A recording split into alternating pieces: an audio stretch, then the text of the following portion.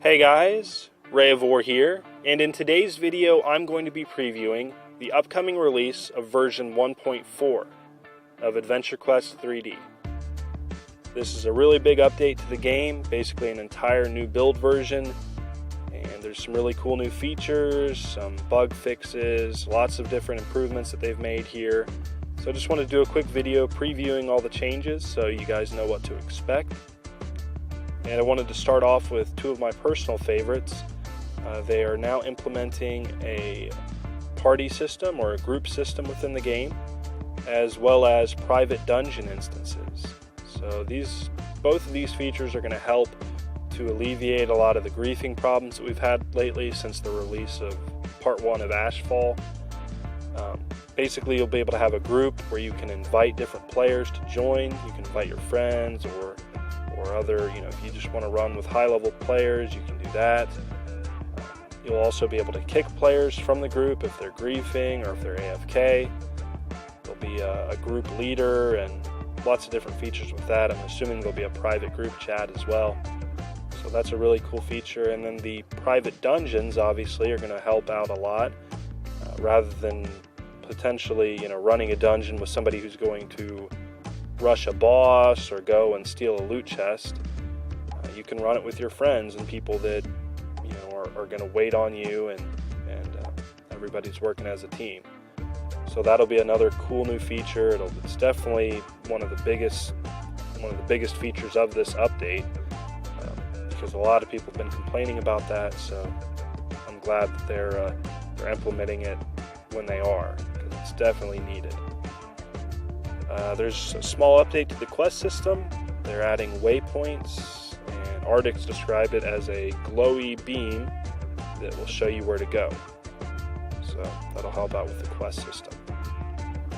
Also, they're adding faster backward walking speed. So I'll show you right here. If you look at my character, when I walk backwards, it's pretty slow compared to the forward movement speed, as you can see. So they're going to increase the speed on that. Also, we've got some new attack animations that they'll be adding. Not sure which attacks are going to be altered. Maybe it's just to add more variety to the auto attack. But that's just kind of yet to be seen. Another thing in terms of cosmetics, they're adding the cosmetic items. So that's something we've been waiting for a really long time. And they haven't gone in depth, but what we're hoping for is if you've got, let's say some items or some weapons that you really like how they look, but you've got another item that's got better stats, you'll be able to equip the item that you like in terms of looks. You'll be able to equip that cosmetically, so that's what your character will look like, but you'll be getting the stat boost from the better item.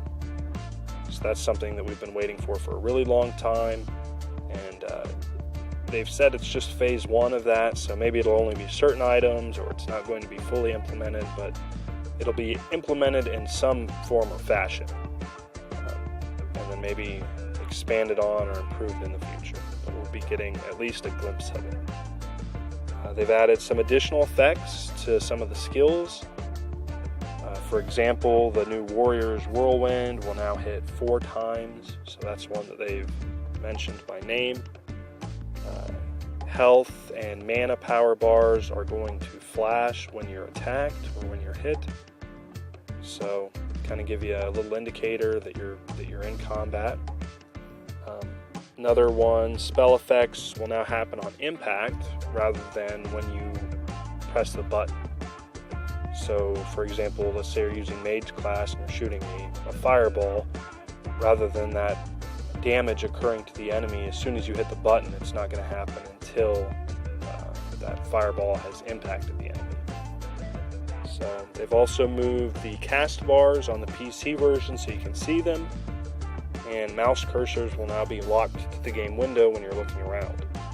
And then skill icons are going to let you know when you don't have enough mana, so that you don't try to use an attack that you can't use. I'm assuming that just means they're going to kind of gray out whatever the attack is, so that you don't try to use it when you don't have enough mana. So another welcome feature for sure. Also, chat windows are going to clear when you log out. So if you're trying to clear your chat window, you don't have to close out of the application completely. Just logging out will clear that window. They've added some new icons, including a report bug button that they're adding to the game. So that'll kind of streamline the reporting process, make that a little bit easier for players, and hopefully it'll get them to, it'll encourage people to report bugs more often. Again, the game's still in beta, so there's still a lot of bugs that need to be squished. It's important that we all do our part. So, tracked quests will get saved to disk, meaning like the next time you log in, you won't have to go and find that NPC again, or I'm sorry, you won't have to track that quest again. It'll stay tracked when you log out. Also, promo screens will not appear every time you log in now, so that's it's kind of a nuisance right now. Ever since Ashfall was released, we've had to deal with that little title screen kind of thing that pops up, so there won't be any more of that. Lots and lots of bug fixes, so hopefully that'll just improve the overall experience. And yeah, that's about it, guys. Lots of new features added to the game, lots of fixes and improvements. I think it'll make it a lot better experience, and I know I'm really excited for this release. So I hope you guys enjoyed the video today. If you did, please like, comment, and subscribe, and we'll see you again next time.